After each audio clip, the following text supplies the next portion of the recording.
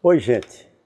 Dando continuidade à minha fala de ontem, aqui retorno para comentar com vocês questões essenciais relacionadas com a pandemia do coronavírus.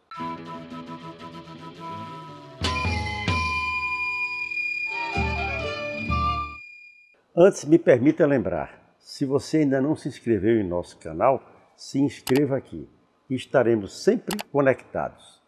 Eu quero expressar para vocês com absoluta sinceridade. Eu estou plenamente convencido de que as medidas que nós temos tomado pela Prefeitura do Recife em nossa cidade são absolutamente justas, oportunas, cientificamente embasadas e eficazes. Há um esforço do prefeito Geraldo Júlio, do secretário Jailson Correia, de nossa equipe, de combinar dois elementos essenciais. E você haverá de compreender isso. São as questões de ordem técnica e científica. Nós não podemos nos apartar daquilo que é cientificamente comprovado e tem sido esclarecido na China e no resto do mundo, num esforço imenso que os cientistas da área de infectologia têm feito para compreender o comportamento do coronavírus. O outro aspecto é o senso comum. É natural que as pessoas que estão pouco atentas aos detalhes, às informações científicas, oscilem entre dois comportamentos. Alguns subestimam, acham que é exagero da mídia e que o problema não chegará até você e até sua família. Um outro comportamento igualmente perigoso é o de pânico. É de achar que aqui nós deveríamos já ter fechado tudo, feito aconteceu na Itália, por exemplo. Essas coisas não são assim e nós temos, repito, tratado os dois elementos com muita atenção. Veja vocês as medidas que nós anunciamos ontem, através de uma fala do prefeito logo após uma reunião de todo o secretariado. 10 medidas que se sucedem às medidas anteriormente tomadas.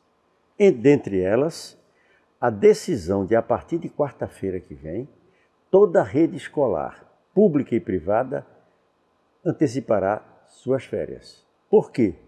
Para evitar que no aglomerado de pessoas, na aglomeração de pessoas, mantenham ambientes propícios à disseminação do vírus. Outra decisão, anunciada ontem, da maior importância, a criação de uma comissão especial no âmbito da Prefeitura, envolvendo 6 secretarias, para estudarem as medidas práticas imediatas e indispensáveis para reduzir o impacto social da epidemia em nossa cidade. Trocando em miúdos, isso quer dizer o seguinte, gente, vou dar um exemplo. Nós adiamos o Boi Voador, que é um evento cultural que, em média, junta 10 mil pessoas. Como adiamento, por razões cientificamente corretas, necessárias para proteger a população, quantos ambulantes, quantos vendedores de água, de refrigerante e outros produtos não terão sua oportunidade de vender as coisas, seu emprego informal prejudicado? E assim vai sendo em todas as esferas das atividades econômicas. Haverá, como tem acontecido na Europa, como acontece pelo mundo inteiro, uma diminuição das atividades econômicas. Isso significa um impacto duríssimo sobre aqueles e aquelas que vivem de atividades informais, o que acontece no Brasil de uma maneira espantosa e vem crescendo com a crise econômica, com a concentração de renda, da produção e da riqueza que vem sendo patrocinada de maneira acelerada pelo governo Bolsonaro. Ora, nós não poderíamos pensar nessas medidas sem considerar que na cidade do Recife há uma população muito pobre e que vive de atividades informais.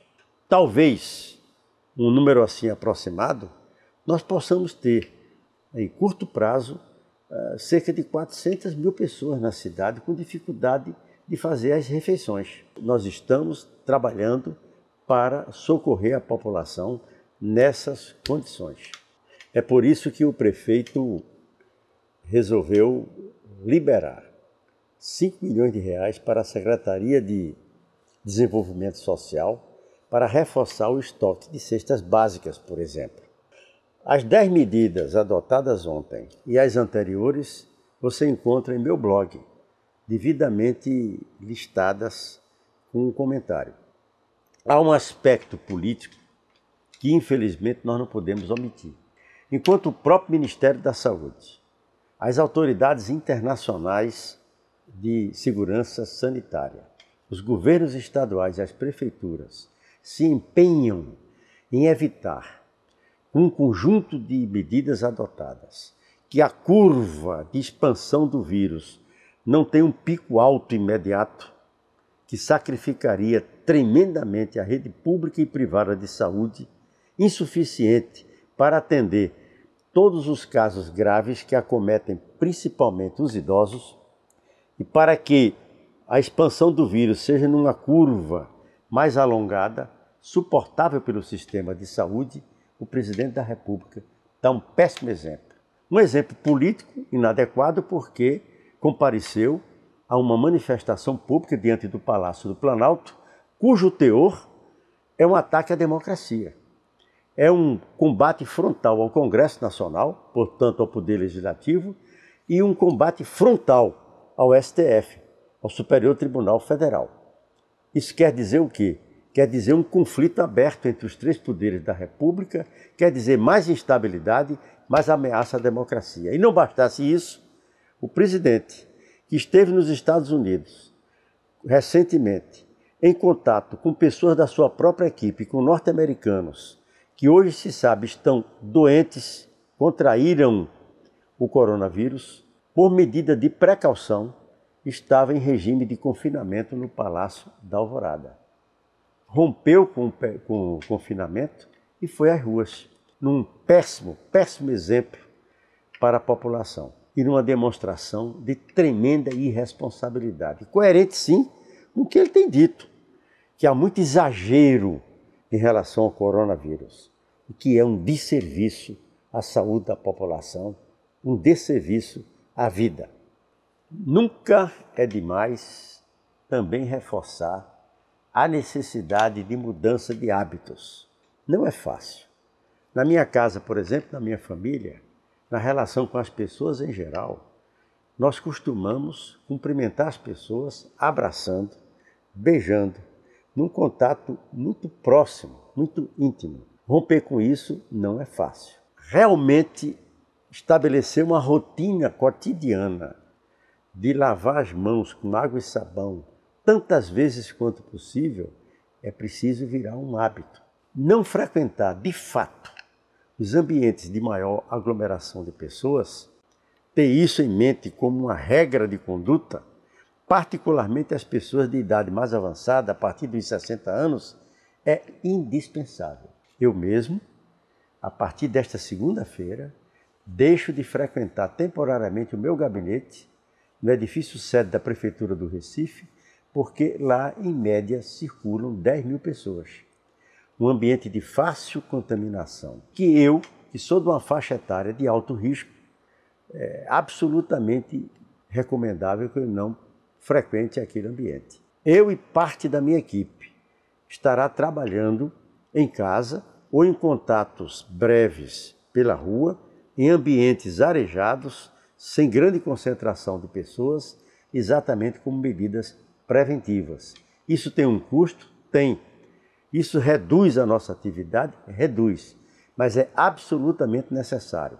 Tanto os hábitos de higiene como esse tipo de comportamento significa preservar a saúde de cada um de nós e também preservar a saúde da população, para que nós nem sejamos contaminados e viemos a adoecer, como também não sejamos transmissores do vírus. Eu continuo, tanto no meu blog, aqui, como nas demais redes sociais, atualizando vocês passo a passo sobre tudo o que acontece e sobre as decisões que os poderes públicos vão tomando, sobre as recomendações que cada um deve seguir. Estamos juntos em defesa da vida.